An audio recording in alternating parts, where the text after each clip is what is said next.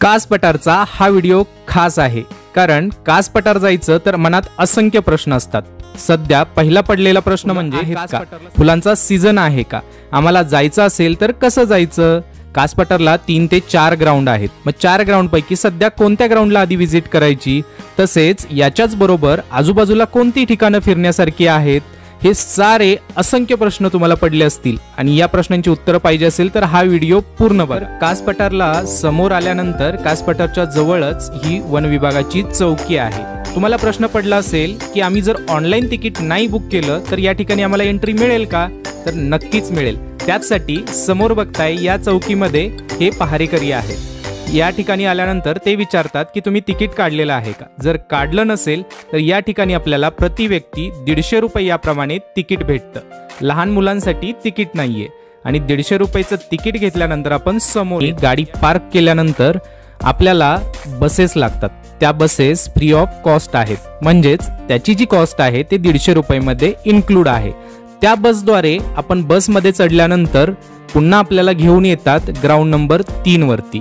आता आपण या बसद्वारे पोहोचलोय गेट नंबर 3 वरती। या ठिकाणी आल्यानंतर 2 ग्राउंडला जाण्यासाठी रस्ते आहेत, एक गेट नंबर 2 करता आणि गेट नंबर 3 करता। तर कुमुदनी तलाव जो आहे तो गेट नंबर 2 कडे आहे। तुम्हाला त्या ठिकाणी सजेस्ट करू शकतात की पहिलं तुम्ही कुमुदनी तलाव बघा, परंतु हे लक्षात घ्या त्या ठिकाणी पोहोचल्यानंतर कुमुदनी तलाव हा साधारणपणे 2 किलोमीटर लांब आहे। तिथं जर तुम्हाला जायचं असेल तर तुम्ही पूर्ण थकून जाल, तर मी तर तुम्हाला सजेस्ट करेन पहिलं तुम्ही गेट नंबर 3 मधून हा अनुभव घ्या। इथे समोर आल्यानंतर आपल्याला ही पूर्ण हिरव्यागार गालिच्यामध्ये गुलाबी रंगाची डोकं वर करून डोलावणारी फुलं पाहायला मिळतात। हा म्हणजे तेरडा आहे। त्याचबरोबर ही छोटी छोटी रानफुलं ही मन मोहून घेतात। गेट नंबर 3 मधून आत आल्यानंतर जे आजूबाजूला आहे ते सुंदर वातावरण आहे। सर्व ग्राउंड पैकी गेट नंबर 3 मधून आपल्याला बऱ्यापैकी फुलं पाहायला मिळतात।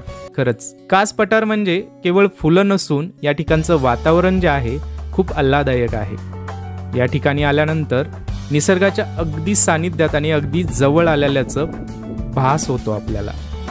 आणि ही जी फुलं पाहताय ती आहेत धनगरी फेटा, जी पांढरी फुलं आहेत ती, आणि जी निळ्या कलरची आहेत ती म्हणजे सीतेची। चालल्यानंतर आपल्याला या ठिकाणी भूक लागते आणि भूक लागल्यावरती इथं मिळणारी भाकरी आणि पिठलं जे आहे आणि ठेचा अप्रतिम आहे। तुम्ही नक्की याचा आस्वाद घ्या।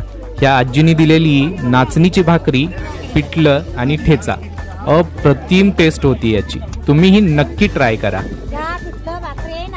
गेट नंबर 3 मधून शेवटच्या टोकाकडे आल्यानंतर आपल्याला जो आहे कनेर तलावाचा जलाशय पाहायला मिळतो। त्याचबरोबर या ठिकाणी अनेक फुलं आहेत। तुम्ही पूर्ण हिरव्यागार गालिच्यामध्ये हळूच वरती डोकं वर काढून डोकावणारी पांढऱ्या रंगाची जी आहे ती रान हळद आहे। समोर आल्यानंतर ग्राउंड नंबर 1 कडे जाण्याचा रोड दिसतो। त्या रोडने गेल्यानंतर आपल्याला विविध रंगाची फुलं पाहायला मिळतात। तेरडा, तसेच सोनकी अशी पिवळ्या रंगाची फुलंही या ठिकाणी तुम्हाला पाहायला मिळू शकतात। तसेच या ठिकाणचं विशेष म्हणजे कुठे कुठे डोकावणारी कारवी जातीची फुलंही पाहायला मिळतात। कारवी ही फुलं विशेष म्हणजे 7 वर्षानंतर फुलतात। ही समोर जी पाहताय तीच आहेत कारवी जातीची फुलं। अशा प्रकारे ग्राउंड नंबर 3 आणि ग्राउंड नंबर 1 कडे गेल्यानंतर आपल्याला बऱ्यापैकी फुलं पाहायला मिळतात। ग्राउंड नंबर 1 च्या शेवट आल्यानंतर आपल्याला हा मोसम पाहायला मिळतो। या ठिकाणी कारवी जातीची खूप सारी फुलं आहेत आणि त्याच्याच बाजूला एक तलाव देखील आहे। म्हणजेच तुम्ही आत्ता जर कास पठारला व्हिजिट केली तर नक्कीच वर्दीट आहे। आणि तुम्हाला जर पर्पल फुलं खूप सारी पाहायची असेल तर किमान 7 ते 8 दिवसानंतर या ठिकाणी नक्की व्हिजिट करा। तर कधी येत आहे कास पठार पाहायला? त्याच रोडने समोर बामनोली साईडला आल्यानंतर आपण कास तलावाचा दिशेने पोहोचतो। तसेच हा जो उंच धबधबा दिसतोय तो आहे वजराई धबधबा।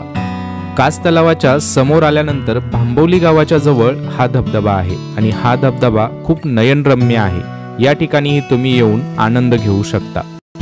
तसेच तिथून परत आल्यानंतर सज्जनगड रोडला असलेला हा आहे ठोसेघर धबधबा। सर्वात उंच असलेला हा धबधबा पाहत असताना अंगावर शहारा येतो आणि मोसमही या ठिकाणचा खूप सुंदर आहे।